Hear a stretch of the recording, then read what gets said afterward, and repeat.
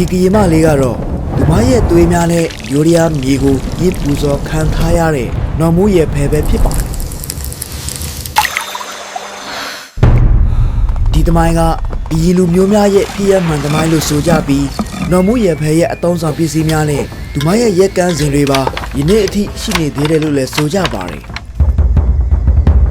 เด็กหญิงคนนี้มีคุณสมบัติของหญิงที่ดีဒီဗီဒီယိုမှာတော့ကျွန်တော်ရဲ့ညီအကိုများတောင်းဆိုထားကြတဲ့မင်းမကောင်းမမမြတ်တူရဲ့ကြာအင်လက္ခဏာနဲ့ပြည်စုံတဲ့နတ်သမီးတစ်ပါးလိုလှပလုံးလို့ရစ်ပူဇော်ခံလိုက်ရတဲ့ဒီမလေးနော်မူရဲ့ဖယ်ရဲ့ဘဝဖြစ်စဉ်နောက်ခံသမိုင်းကြောင်းကိုဘုဒ္ဓတာဖြစ်ပွဲစိတ်ဝင်စားပွဲဝေမျှပေးသွားမှာပဲဖြစ်ပါတယ်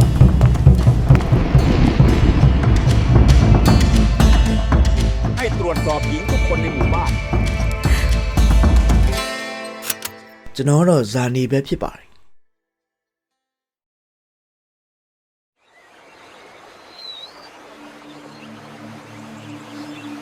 နော်မူရဲ့ဖယ်ဆိုတဲ့မိန်းကလေးဟာဒီလူမျိုးတော်သူတူဖြစ်ပြီးသူမရဲ့နေရကတော့ယခုကရင်ပြည်နယ်ဖာပွန်ဒေသလို့ဆိုကြပါတယ်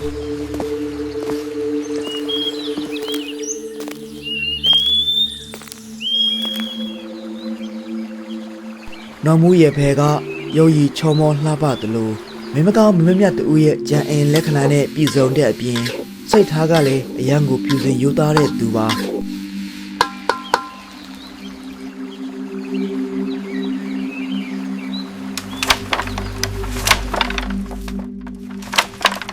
အဲ့ဒီအချိန်တုန်းကယူရီးယားတိုင်းပြည်ဟာကဆူကြီးစိုက်ကနေပြီးမိုးခေါင်ရေရှားကကောက်ပဲတီးနှံတွေမဖြစ်သွန်းသလိုယောဂဗျာတွေထူပြောလာတဲ့အတွက်တိုင်းသူပြည်သားတွေဒုက္ခရောက်နေကြပါလေဒါကြောင့်ဘရင်ကြီးကတိုင်းသူပြည်သားများအတွက်အရန်ကိုပူပန်နေရပြီးဘရင်ကိုယ်တိုင်အဋိဌာန်တွေအမျိုးမျိုးစောင့်တည်နေပေမဲ့အခြေအနေတွေကပိုဆိုးလာတဲ့အတွက်ပရောဟိတ်ပုံနာတွေကိုခေါ်ကာတိုင်းပြည်ရဲ့ကံကြမ္မာကိုတွက်ချက်စေပါလေဒီနေရာမှာပရောဟိတ်တွေရဲ့ရှောက်တင်တဲ့စကားကဘရင်ကြီးကိုတုန်လှုပ်သွားစေပါလေအဲ့ဒါကတော့တိုင်းပြည်အေဂျင့်ပြီးကတ်ဆိုကြီးပြေပြောက်ကြည့်ရင်ထူးခြားတဲ့လက္ခဏာတွေနဲ့ပြည်စုံတဲ့မင်းမကောင်းမင်းမမြတ်တူရဲ့သွေးနဲ့ရစ်ပူဇော်ရမှာဖြစ်ပြီးအဲ့ဒီမင်းမမြတ်ကိုဘယ်အရက်ဒေတာကတွားရှာရေးရနိုင်တယ်ဆိုတာလဲရှောက်တင်ကြပါလေဒါကြောင့်ဘရင်ကြီးကဒီဟော့ကဲအတိုင်းမင်းမကောင်းမင်းမမြတ်ကိုတွားရှာဖို့စီခိုင်းလိုက်ပါတယ်စစ်ဒီမူမတ်တွေကတော့အထက်တောင်အသွဲသွဲကြော်ဖြတ်ပြီးလိုက်ရှာကြရာနောက်ဆုံးမှာတော့ကရင်ပြည်နယ်ဖာပွန်ဒေသက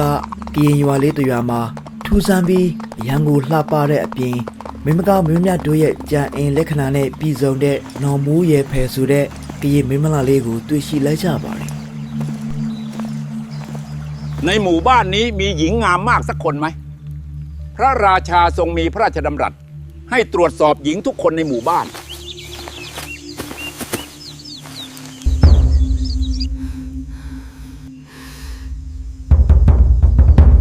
เด็กหญิงคนนี้มีคุณสมบัติของหญิงที่ดี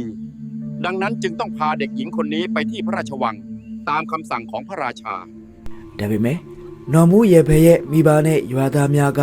တောင်းပန်ပြီးတားကြပေမဲ့ဘယ်သူမှမလွန်ဆန်ရဲကြသလိုသူမသာလိုက်မသွားခဲ့ရင်သူမရဲ့မိဘများနဲ့ရွာသားများဒုက္ခရောက်မှာကိုတွေးပြီးနော်မူးရဲ့ဖယ်တယောက်ဝမ်းနဲ့ကြေကွဲစွာလိုက်သွားခဲ့ရပါတယ်ဒါကြောင့်နော်မူးရဲ့ဖယ်ဟာယူရီးယားမင်းမှုထမ်းများနဲ့အတူလိုက်သွားရင်းလန်ခုလက်တနေရာအရောက်မှာဒီမိမလလေးရပူဇော်ရမှာကိုကြိုတိထားတဲ့မင်းမှုထမ်းခေါင်းဆောင်ကအရန်မှားတဲ့နော်မူးရဲ့ဖယ်ကိုအတင်းအဓမ္မတာမယပြည့်ပြည့်လိုက်ပါလေ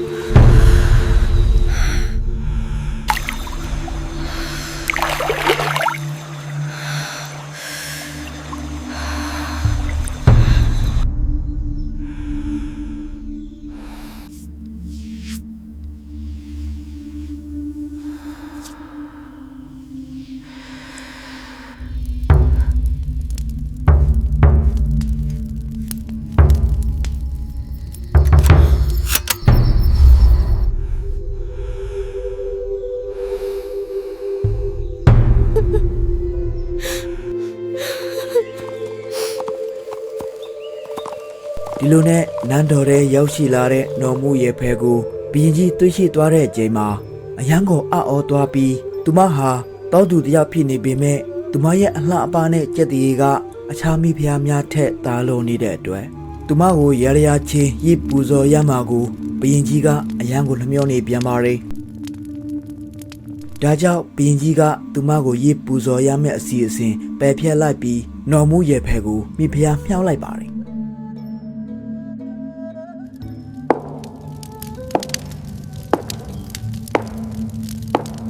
နော်မူရဲ့ဖဲခမညာ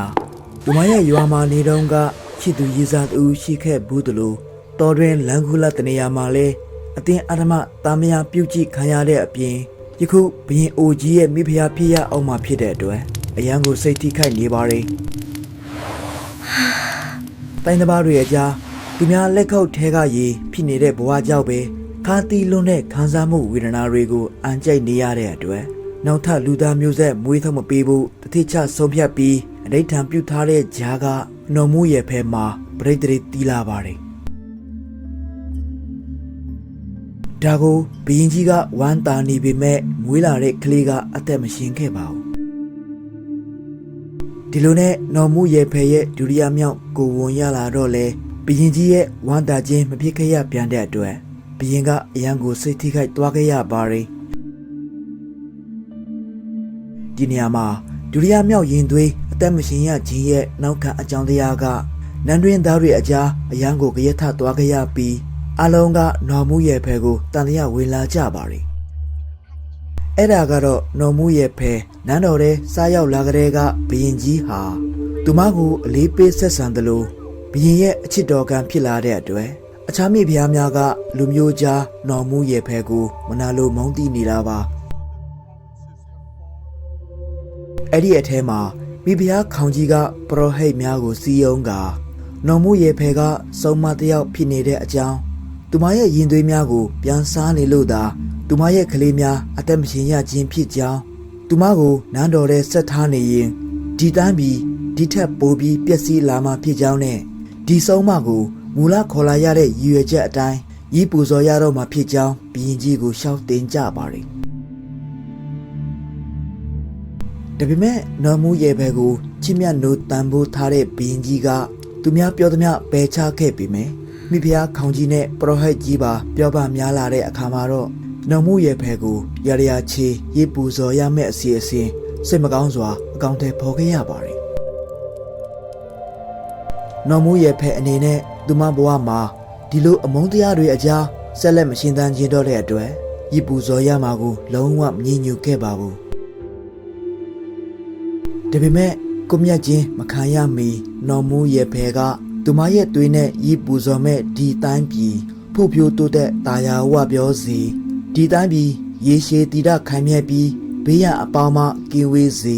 အတင်တို့ရဲ့တိုင်းပြည်တာယာဖို့ရာသူမကိုစရေရမှာဖြစ်တဲ့အတွက်သူမရဲ့ကရင်လူမျိုးများဒုက္ခရောက်လို့လာရောက်ခိုလုံခဲ့ရင်သူမရဲ့ကရင်လူမျိုးများအပေါ်ခွဲခြားဆက်ဆံခြင်းအနိုင်ကျင့်စောကားခြင်းများမပြုလုပ်ပဲရင်ဝယ်တပ်ပမာဆက်ဆံပေးပါဆိုပြီးတောင်းဆိုခဲ့ပါတယ်ဘုရင်ကြီးလည်းနော်မှုရဲ့ဖဲရဲ့တောင်းဆိုချက်တွေကိုလက်ခံပြီးတဲ့နောက်မှာသူမကိုတွင်တစ်ခုထဲမှာနေစေပြီးမျက်မြင်စင်တကောင်ကိုသူမအပေါ်ကြီးမားတဲ့အေယာမတစ်တုံးကြီးများတွန်းချကာကိုမြတ်စီပါရယ်